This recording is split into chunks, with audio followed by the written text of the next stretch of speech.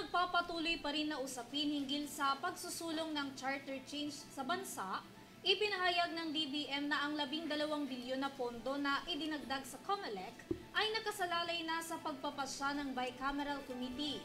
Pero ayon sa ahensya, hindi naman daw ito inilaan para doon at maaari itong gamitin ng COMELEC sa iba pa nilang paghahanda na ginagawa para sa kanilang operasyon. Para sa iba pang karagdagan ng balita, narito si Criza Lopez. Nasa pagpapasya raw ng Bicameral Committee ang mababang kapulungan at mataas na kapulungan kung gagamitin ang karagdagang 12 billion na pondo ng Commission on Election sa pagsusulong ng charter change ayon kay DBM Secretary Amenah Pangandaman. Ayon kay Secretary Pangandaman, nirerespeto raw ng kanyang kagawaran ang iginawad na fiscal autonomy ng konstitusyon sa COMELEC. Ito ang nasabi ng kalihim sa gitna ng mga kumakalat na usapin sa 14 billion na pondong inilaan sa COMELEC sa ilalim ng General Appropriations Act of 2024. Kung saan kabilang rito ang dagdag na 12 billion na pondo sa komisyon na inaprubahan noong nakaraang taon sa isang Bicameral Conference Committee. Kung matutuloy po yung charter change natin, saan po natin kukunin yung pondo na gagamitin for this? And magkano po yung sakaling allotment dapat bang mapapatuloy? Wala pa tayo sa part na yan. I think yung what we have now is meron tayong funding to push for the charter change. Meron tayong existing 12 billion under the GAA para to go through the process. Kasi hindi po ba lahat yan merong corresponding plebiscite? Diba? Kung yes or no, kung papayag ka ng ganitong provision, ang palitan, i-open. So yun, I think we have the fund. We're safe with that in terms of the fund. Ngunit ayon kay Secretary Pangandaman na ang 12 billion na inilaan ng Kongreso ay nasa ilalim ng regular operation ng COMELEC.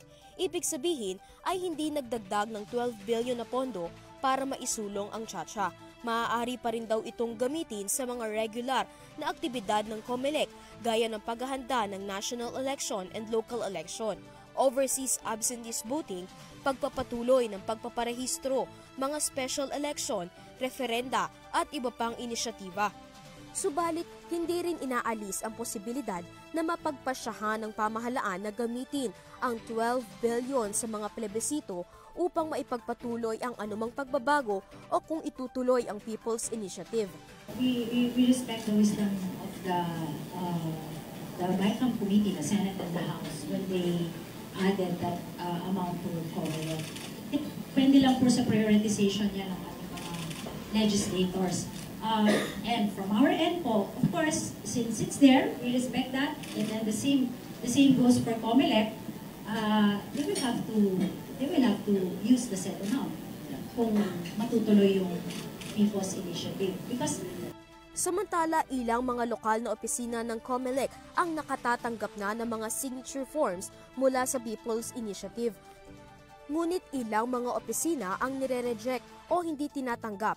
Paliwanag dito ni COMELEC Chairperson George Erwin Garcia, dapat daw ito ay nakasunod sa kautusan ng komisyon na sa local COMELEC dapat i-file. Tsaka reports coming from the field, nare-report nila sa atin na nakakatanggap na sila ng mga signature pages. Yung iba nire-reject, hindi tinatanggap ng local COMELEC natin dahil una yung iba pinafile kasi yung iba sa opisina ng Provincial Election Supervisors. Samantalang nakalagay po sa guidelines, sa rules ng Commission on Election na dapat ito ay ma-file sa local COMELEC, meaning sa election officer po ng city or municipality. Ang iba rin ay hindi pa kumpleto at may mga dapat pang ipasa.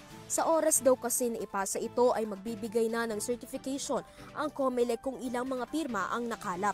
Saka pa lang ito ibeberipika kung ang mga pirma ay mula sa botante o hindi. Aalamin kung pirma yan ng botante o kung talagang botante yan. Wala pa po doon sa proseso na yon. Titingnan lang kung tama yung bilang base po sa deklarasyon ng proponent. At pagka po tama o kung mali, isang sulat po niya kung ilan talaga yung lagda na nakita na dinala sa kanya. Mula raw kahapon, January 16, 2024, humigit kumulang sa 300 na ang nagsusumite ng mga signature form sa mga opisina ng COMELEC. Kahapon, basta hindi pa siya lalampas ng 300 at more or less nasa 300 na po yan, hindi pa lang po namin officially mailabas sapagkat siyempre patuloy po kasi yung counter-checking ng mga signatures. Hindi naman po isang araw lang ay mai-issue kagad ng certification.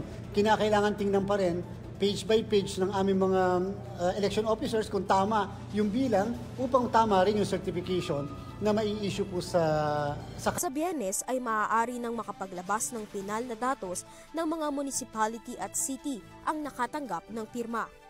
Para sa EuroTV News, Criza Lopez, sumasaludo sa bawat Pilipino.